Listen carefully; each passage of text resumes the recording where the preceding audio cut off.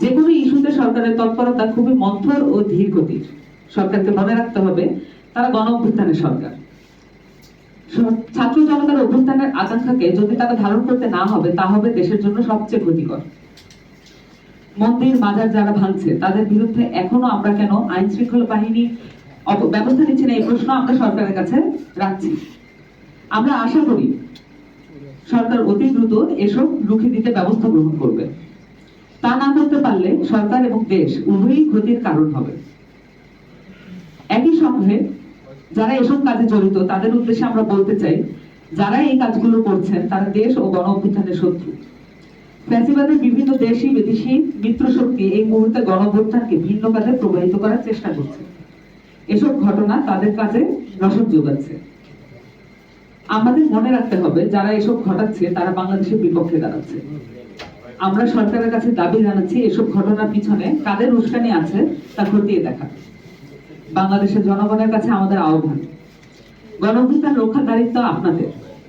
ফলে যারাই গণ অভ্যুত্থানকে প্রশ্নবিদ্ধ করতে চায় তাদেরকে সামাজিকভাবে প্রতিহত করুন। সবাইকে মনে রাখতে হবে আইন নিজের হাতে তুলে নেওয়া অপরাধ। ফলে যারা মব জাস্টিস সহ নানান কিছুতে অংশগ্রহণ করছে তাদেরকেও গ্রেফতারের দাবি জানাচ্ছি আমরা।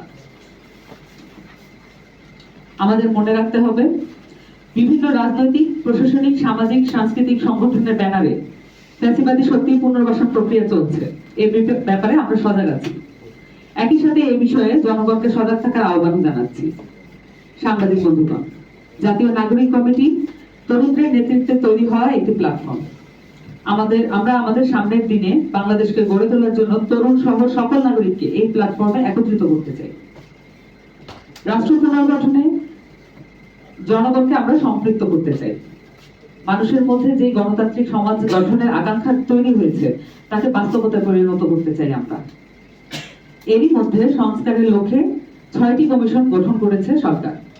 আমরা বিভিন্ন শ্রেণী পেশার মানুষ এবং বিশেষজ্ঞদের মতামত একত্রিত করে প্রস্তাবনা তুলে ধরবো কমিশনের কাছে।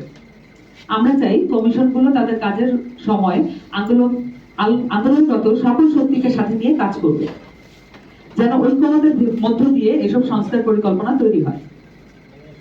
বন্ধুরা, ফ্যাসিস্ট পতনের 1 মাসের উপর সময় চলে গেছে, কিন্তু এখনো শহীদদের নামের তালিকা সম্পূর্ণ করেনি সরকার। এই বিলম্ব গ্রহণযোগ্য নয়। অনেকে আহত আছেন যারা সুচিকিৎসা পাচ্ছেন না।